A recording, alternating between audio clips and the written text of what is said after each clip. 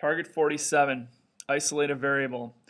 You guys, in this problem, it's a lot like target 44, where we were solving for x and getting an x equals answer.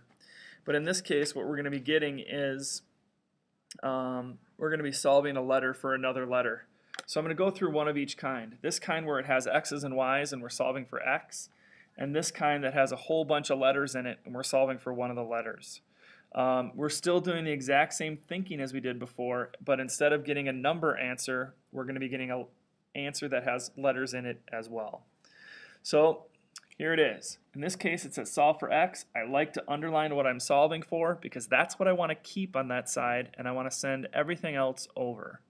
So I know I'm going to keep the x over here, and I need to get rid of everything else. Well, it goes back to that orders of operations list that we've all seen before. When you have orders of operations and you're solving for a variable or a letter, you go backwards up the list. I'm going to start here at the bottom. I'm going to get rid of adding and subtracting, then multiplying, dividing, and so on, reverse order. So when I look at this question, it shows me that I have y equals x plus 2 squared minus 7.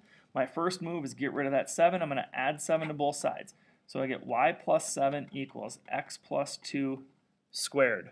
Now I don't have x alone yet. It has a plus 2 stuck on it and a squared.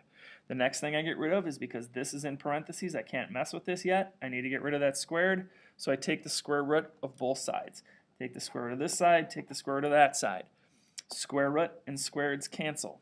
Now technically, because I did a square root of something that was squared, I'm supposed to get two answers. You're supposed to put the plus and minus out in front of that. So it's plus and minus the square root of y plus 7 equals x plus 2.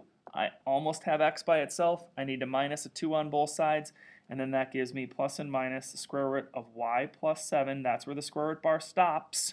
And then minus 2 is on the outside, equals x. And so your answer is something that looks like that. If you're confused about this plus and minus part, don't worry about that. Just remember that we are taking the square root of both sides. You should have the square root of y plus 7 here, minus 2 equals x. That's the most important part. I'm hoping that you're starting to understand if this is telling me it's squared, it's supposed to have two answers, and that's where that comes from. If you're confused about that, you can kind of let that go at this point. Alright, over here on the letters. These are all different letters, and letters equaling letters and so on and so forth. I like these problems because it makes you really show that you understand the reverse orders of operations type of thinking.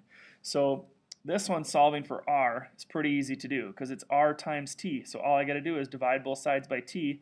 Those t's cancel, and the answer is d over t equals r.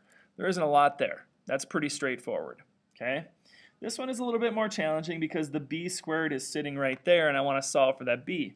So if I took this a squared, I need to send it over. So I do that by subtracting a squared on both sides.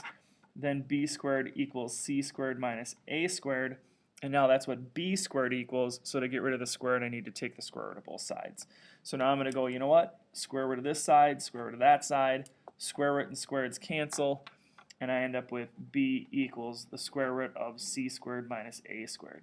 And don't worry about simplifying things. Don't try to figure out what that is. Just rewrite it and leave it the way it is. Now again, that's an answer, but technically it's supposed to be plus and minus that because we had a b squared and we took the square root of it, so there's supposed to be two solutions. So that's a small detail.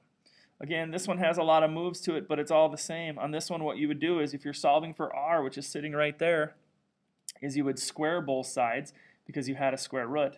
Then after you square both sides, so boom, boom, squared, just like that, then I've got square root and squared cancel, so then I've got t squared equals 4 pi squared r to the third over gm.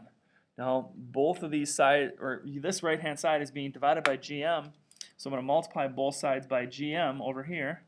Those are going to cancel. I've got gmt squared. Just the t is squared, not the g and the m, equals 4 pi squared r cubed. This is all multiplied together because they're all written in order like that. Anytime you have letters and numbers or symbols written next to each other, they're multiplied. So I divide by 4 pi squared. That's going to cancel those. Divide by 4 pi squared. Now I've got this, and it's all equal to r to the third. To get rid of r to the third, my last move is going to be to take the cube root. So I'm sitting here right now at this point.